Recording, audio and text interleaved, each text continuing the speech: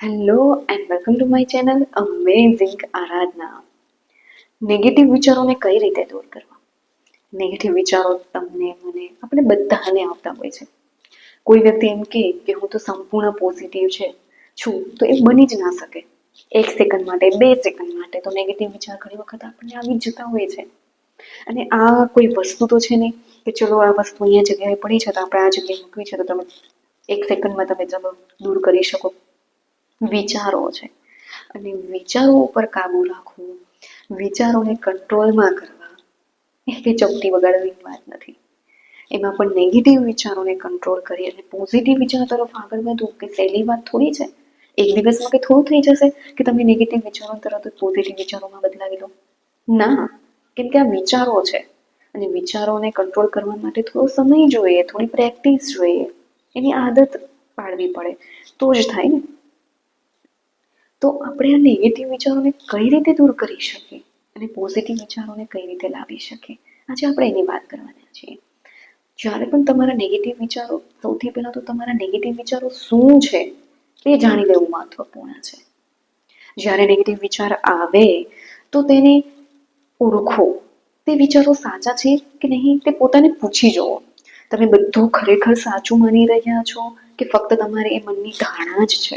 કારણ કે ઘણી વખત એવું બને છે કે રિયાલિટીમાં કંઈ જ નથી હોતું, છતાં પણ આપણા મનની ધારણા તો એટલી લાંબી ચાલતી હોય છે, એટલા વિચારોમાં ચાલતી હોય છે કે આપણને પોતાને પણ ખબર નથી હોતી.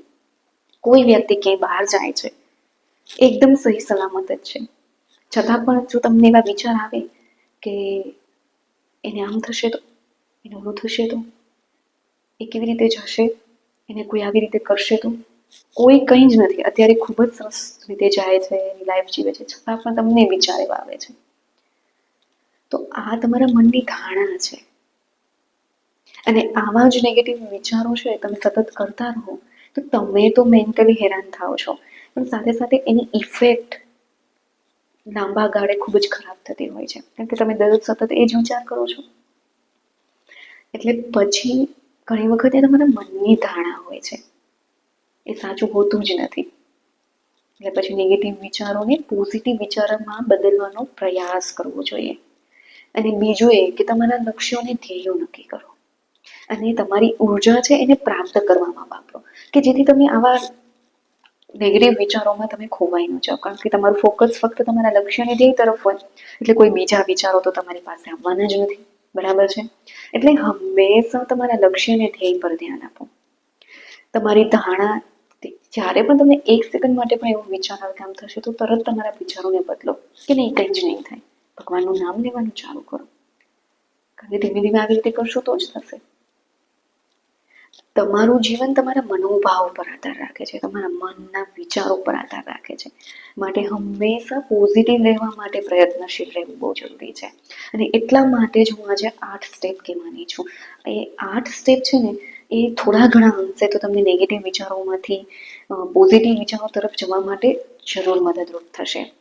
તો ચાલો આજે આપણે જાણીએ એ 8 સ્ટેપ કયા કયા છે. બરાબર? એમાં સૌથી પહેલા નંબર સ્ટેપ 1 પર આવે છે સકારાત્મકતા પર ધ્યાન આપો. એટલે કે જેમ બને એમ સારા વિચારોને પોતાની અંદર ગ્રહણ કરો. આજુબાજુમાં ક્યાંય પણ જ્યાંથી પણ તમને સારા વિચારો મળતા હોય એને તમે તમારા જીવનમાં લાવો. કારણ કે જ્યારે તમે તમારા આજુબાજુમાંથી સારા વિચારો તમારી અંદર લાવશો તો પછી તમને નેગેટિવ વિચારો તરફ તમારું મન વળશે જ નહીં. એટલા માટે જેમ બને એમ આજુબાજુમાંથી સકારાત્મકતા શોધવાનો પ્રયત્ન કરો, સારું શોધવાનો પ્રયત્ન કરો, સારું મેળવવાનો પ્રયત્ન કરો, સારું સાંભળવું, સારું બોલવું, આ બધું જ કરો કે જેથી તમારી અંદર નેગેટિવ નામનો શબ્દ જ તમારી અંદર પ્રવેશી ના શકે. એટલે સૌથી પહેલાં તો સકારાત્મકતા ઉપર ધ્યાન આપવું જરૂરી છે. એટલે કે આજુબાજુમાંથી સારું જ મેળવો, આજુબાજુમાંથી સારું જ ગ્રહણ કરો, તમે પોતે સારું બોલવાની ટ્રાય કરો. જ્યારે પણ તમારા મોઢામાંથી કોઈ શબ્દ નીકળે તો એ સારો જ નીકળવો જોઈએ એવી ટ્રાય કરો. તો ધીમે ધીમે તમારા મનને છે ને એ સકારાત્મક તરફ વળવાની ટેવ પડશે અને નેગેટિવ વિચાર શું, નેગેટિવ શબ્દ પણ તમારી અંદર પ્રવેશી નહીં શકે. સ્ટેપ 2, ધ્યાન, યોગ અને મેડિટેશન. બહુ જ જરૂરી અત્યારે દોડાદોડીવાળા અને મેન્ટલી સ્ટ્રેસવાળા જીવનમાં છે એ ધ્યાન, યોગ અને મેડિટેશન બહુ જરૂરી છે, કારણ કે એ તમારા મનને શાંત રાખે છે. તમે જ્યારે શ્વાસોચ્છ્વાસની ક્રિયા કરો છો, પ્રાણાયામ કરો છો, ત્યારે તમારા મનને એ શાંત કરે છે, તમારા ચિંતા, સ્ટ્રેસ એ બધું ઓછું કરે છે, અને એના લીધે તમારાની અંદર કોઈ નેગેટિવ વિચાર પ્રવેશી શકતો નથી.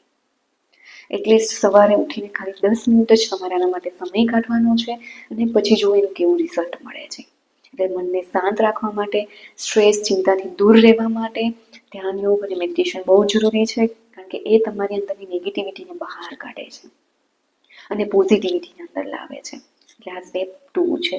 સ્ટેપ 3 છે કે સારા લોકો સાથે સમય ગાળો. જે લોકો સારા લોકો એટલે કે જે લોકો પ્રેરણાદાયી છે, જેના જીવનમાં સકારાત્મક, જેના જીવનમાં પોઝિટિવિટી છે, જે હંમેશા સારું જ બોલે છે, જે કોઈના બીજા વિશે તો નેગેટિવ નથી બોલતું, પરંતુ એ હંમેશા સારી વાતો કરતું હોય છે કે તમને એને સાંભળવાથી તમને પોતાને આનંદ આવી જાય, તમે ફ્રેશ થઈ જાઓ. તમને તમારા જીવનમાં કોઈ ટેન્શન હોય, કોઈ પ્રોબ્લેમ હોય, તો તમે જ્યારે એને સાંભળો ને, કે જ્યારે તમે એની સાથે બેસો, તો તમારા બધા જ પ્રોબ્લેમ સોલ્વ થઈ જાય. તો એ લોકો સાથે તમારો સમય વિતાવો, કે જેથી તમને પણ એમાંથી કશુંક શીખવા મળશે, કશુંક જાણવા મળશે, અને તમે પણ એમાંથી કશું ગ્રહણ કરશો પોઝિટિવ. એટલા માટે સારા લોકો સાથે સમય ગાળો. એ સ્ટેપ 3. સ્ટેપ 4 છે ડાયરી લખવાની ટેવ.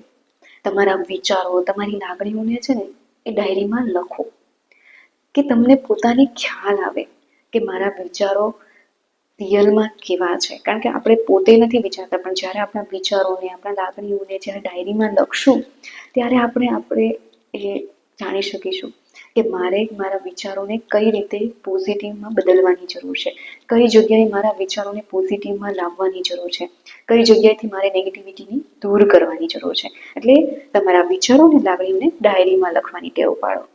નંબર 5 છે મનોરંજનમાં રોકાવો. તમે જ્યારે તમારા પોતાની જાતને કોઈ એક્ટિવિટીમાં તમે ઇન્વોલ્વ કરો, તો તમે તમારા અંદર કંઈ વિચારો આવતા જ નથી, બરાબર છે. તમને જે શોખ છે, તમને જે કરવું ગમે છે, એ કોઈ પણ કામ તમે કરો તો તમને બીજા વિચારો ના આવે. ધારો કે તમને બુક વાંચવી ગમતી હોય તો તમે બુક વાંચો, તમને પેઇન્ટિંગનો શોખ હોય તો પેઇન્ટિંગ કરો, રમત રમવાનો શોખ હોય, કોઈ સ્પોર્ટ્સ એક્ટિવિટીમાં જોઈન થાઓ, મ્યુઝિક શીખો. એટલે આ બધું મનોરંજન માટેનું છે. તો એ તમને ફ્રેશ કરે છે, તમને તાજગી આપે છે, અને તમારી અંદર જે નેગેટિવ વિચારો આવતા હોય એને રોકવા માટે પણ જરૂરી છે. એટલા માટે મનોરંજનમાં રોકાઓ, તમને જે કરવું ગમે છે એ કરો, કે જેથી તમારી અંદર નેગેટિવ વિચારો ના આવે. નંબર 6 છે કે સારી બુક વાંચો અને પોડકાસ્ટ સાંભળો. અત્યારે ખૂબ જ સરસ બુકો આવી રહી છે, મેન્ટલી સ્ટ્રોંગ બનવા માટેની હોય, કે પછી મની મેનેજમેન્ટ માટેની હોય, ટાઈમ મેનેજમેન્ટ માટેની હોય, પોઝિટિવ થિંકિંગ માટેની હોય. ઘણા બધા ટોપિક્સ ઉપર ઘણી બધી બુકો અવેલેબલ છે, ગુજરાતીમાં, હિન્દીમાં, ઇંગ્લિશમાં. તમને જોઈએ એ બુક વાંચવાથી પણ તમને છે ને ઘણી વખત તમારી અંદર પોઝિટિવિટી આવતી હોય છે. કોઈ એવી સરસ બુક વાંચો કે તમને એમ થાય કે ના, આ વાત તો સાચી છે, મારે હવે મારા જીવનમાં આવી રીતે ના કરવું જોઈએ, એ મને જ નુકસાન કરે છે, બરાબર છે. ઘણી બધી એવી બુકો છે. હું આવી બુક રિલેટેડ પણ એક વિડીયો જરૂર બનાવીશ, કે કઈ બુકો છે કે જે તમને પ્રેરણા પણ આપશે અને તમને મોટિવેટ પણ કરશે આગળ વધવા માટે. એટલા માટે સારી બુક વાંચો કે જે તમારી અંદર પોઝિટિવિટી લાવે. પોડકાસ્ટ પણ અત્યારે ખૂબ જ સરસ આવે છે, એ પણ સાંભળો. એ પોડકાસ્ટ થ્રુ પણ તમને ઘણું નોલેજ પણ મળે છે, સાથે સાથે તમને પોઝિટિવિટી પણ મળે છે, અને તમારી અંદરની જે નેગેટિવિટી છે એ દૂર થઈ જાય છે. એટલે માટે સારા પોડકાસ્ટ અત્યારે યુટ્યુબ પર ખૂબ જ સરસ આવે છે, એને સાંભળો. આ છે સ્ટેપ 6. સ્ટેપ 7 છે શ્રદ્ધા અને ધાર્મિકતામાં શાંતિ સ્થાપો. એટલે કે પ્રાર્થના છે, ભગવાનનું નામ લેવું, ભગવાનનું સ્મરણ કરવું, એ પણ તમારી અંદર છે ને એક પોઝિટિવિટી લાવે છે.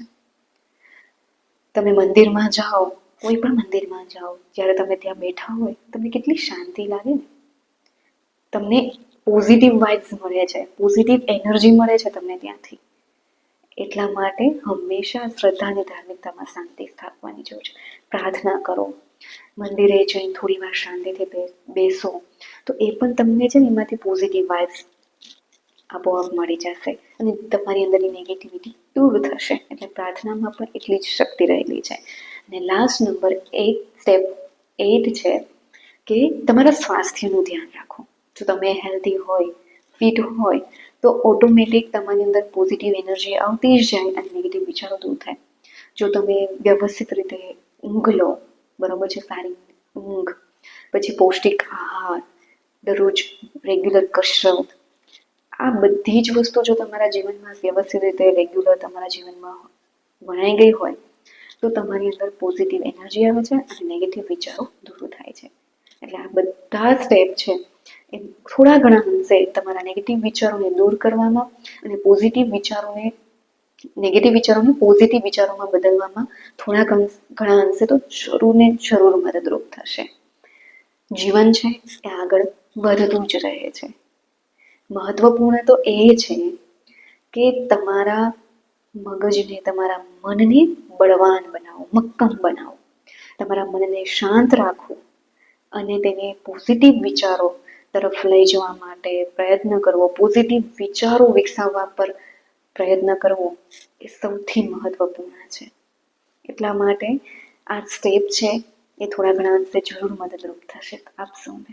હું આશા રાખું છું કે તમને લોકોને મારો આ વિડીયો સારો લાગ્યો હશે અને જો સારો લાગ્યો હોય તો પ્લીઝ મારી ચેનલને લાઈક, શેર અને સબસ્ક્રાઈબ કરો અને આ વિડીયો કેવો લાગે મને કમેન્ટ કરીને જણાવો. કારણ કે ઘણા લોકોએ મને કમેન્ટ કરી હતી કે નેગેટિવ વિચારોને કેવી રીતે દૂર કરવા, તો આજે મેં એના ઉપર વિડીયો બનાવ્યો છે.